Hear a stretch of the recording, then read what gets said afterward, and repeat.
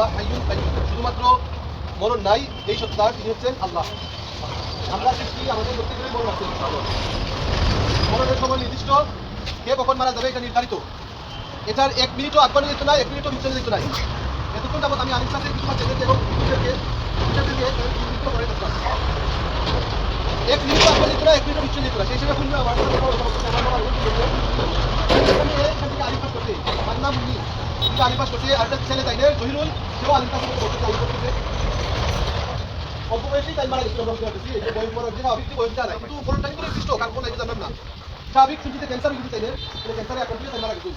আমরা অনেক সময় দেখা যায় যে এখানে বেমারা যায়, যখন মারা যায়, দীর্ঘদিন মুক্ত দিয়ে মারা যায়, তখন এই মানুষটার কিন্তু আল্লাহ গুণামুক্ত করে আল্লাহ বেহেশত দিলেন। যদি সে বিশ্বাসী থাকে, ইমানদার যদি থাকে, মুমিন যদি থাকে, তারে আল্লাহ ওই দুনিয়াবি স্বাভাবিক কসুরিয়তের কারণে আল্লাহ কিন্তু তার মাফ করে, বেমারের কারণে মাফ করে আল্লাহ কিন্তু দিলেন।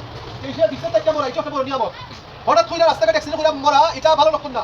কেন হবে আপনারা হঠাৎ করে আমরা সবসময় আল্লাহর কাছে মারা যেতাম, আল্লাহ রসুল এই জন্য তোমরা হঠাৎ মরণ থেকে আল্লাহর কাছে আশ্রয় চাও, মানা যাও যে আত্মা তোমার দম গেছে কি, এই মরণ থেকে তুমি পানা যাও আল্লাহর কাছে। এমন যেন মরণ হয় না মরা বিস্তার মধ্যে থাকিয়া রুগীর সেবা শুশ্রূষা হইয়া যদি নিঃসময় দম যায়, এই যদিও বিস্তার যেমন আল্লাহ রসুল থেকে লাগে দীর্ঘদিন আল্লাহ রসুল অসুস্থ অবস্থায় আসলা, বিস্তার মধ্যে পড়ে আসলা, সেই হিসেবে রুগে মানুষকে জান্নাত করিলাই গুণামুক্ত হয়। এই সময় সে আশ্রয় নিয়ে আল্লাহর কাছে আল্লাহ আল্লাহ আল্লাহ আল্লাহ শুধু রাখতে থাকে, একবার এখন করে আল্লাহর কাছে শিক্ষা করতে থাকে।